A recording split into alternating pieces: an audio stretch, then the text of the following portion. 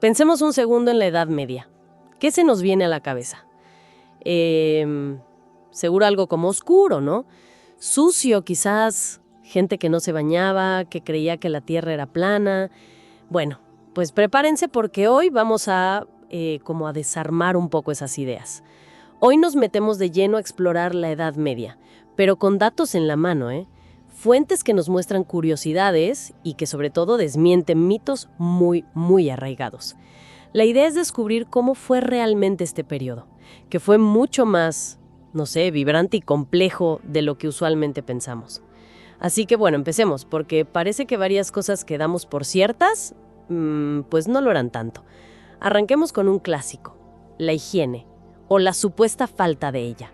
¿De verdad era una época de pura mugre? Uy, para nada, eso es un mito enorme. De hecho, la higiene personal era importante, claro, especialmente en las clases altas.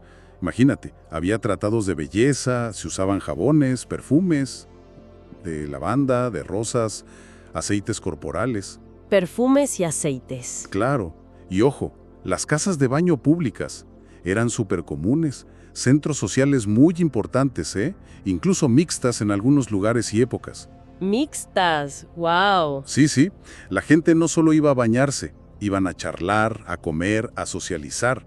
Así que esa imagen de suciedad por todos lados, pues como que no encaja, ¿no? No, para nada. Eso de las casas de baño mixtas sí que rompe con la idea de una sociedad súper reprimida. Y bueno, hablando de oscuridad, ¿era todo tan gris, tan lúgubre? La imagen típica, ¿no? Todo lo contrario, fíjate que les encantaba el color. El color vivo. Para ellos el color era como una manifestación de Dios, de la luz divina. Y eso se ve clarísimo en los vitrales de las catedrales góticas, que son espectaculares, en los retablos de las iglesias y también en la ropa. ¿En la ropa también? Claro, usaban colores súper llamativos, combinaciones que hoy nos parecerían, bueno, una locura. ¿Qué tal ponerte una media roja y la otra azul? Pues eso hacían. ¡Qué divertido! Y en moda, bueno, hubo cosas como los chapines. Eran unos zapatos, o más bien plataformas, altísimas, a veces de corcho, que podían llegar a medir hasta 50 centímetros. ¡50 centímetros! No puede ser. ¿Y cómo caminaban con eso? Pues imagínate, por calles empedradas. Era pura extravagancia, para mostrar estatus. Definitivamente. Bueno, y pasando a la estructura social, uno piensa, nobles, clero, campesinos, y ya. ¿Era así de simple? Existían esos estamentos, sí, pero la sociedad era mucho más inquieta, digamos. No era estática. Por ejemplo, surgió con muchísima fuerza la burguesía.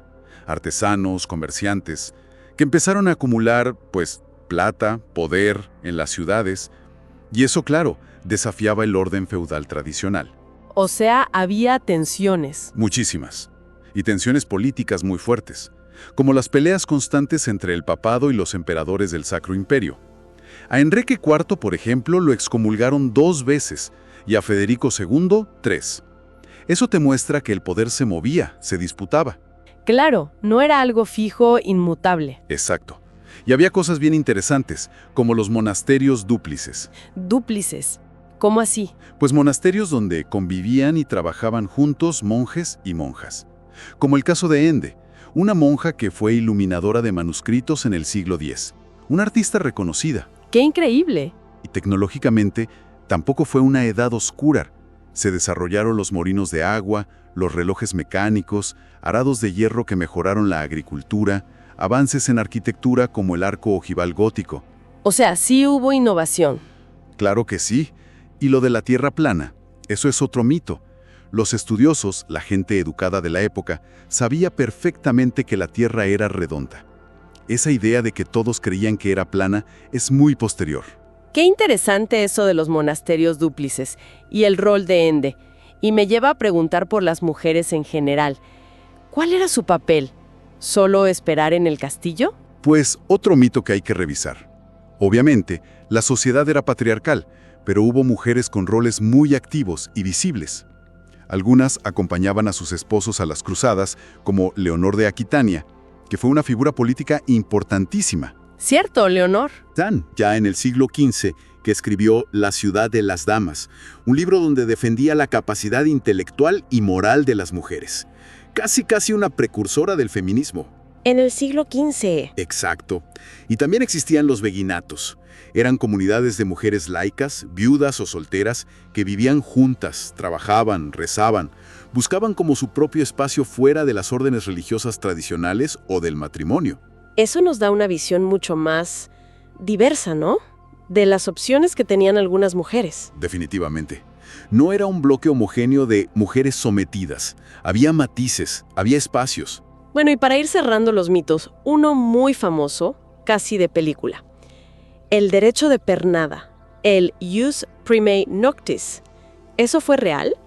El señor feudal tenía derecho a pasar la primera noche con la novia de su siervo. A ver, los historiadores serios, buscando en los documentos, en las fuentes de la época, no encuentran evidencia sólida de que eso existiera como un derecho legal establecido. Ah, no. Parece que es más bien una leyenda.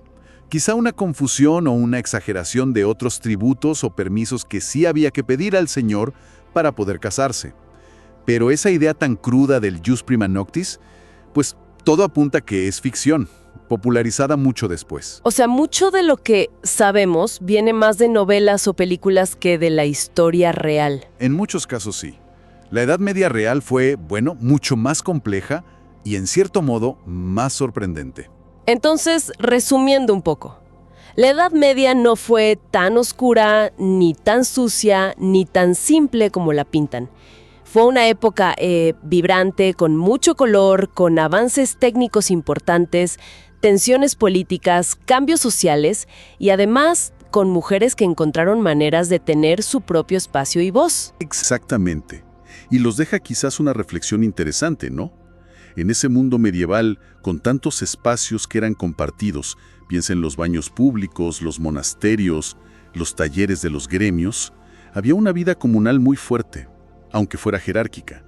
¿Cómo contrasta eso con el individualismo que a veces sentimos tan presente hoy? Quizás hay algo que podemos, no sé, aprender, o al menos reflexionar sobre esas formas de conexión social que existían. Es una buena pregunta para quedarse pensando. Bueno, esperemos que esta exploración les haya picado la curiosidad tanto como a nosotros. ¿Hubo algún dato que les sorprendiera en particular? Invitamos a que sigan descubriendo con nosotros. Pueden suscribirse al canal para que no se pierdan las próximas conversaciones que tengamos. ¡Hasta la próxima!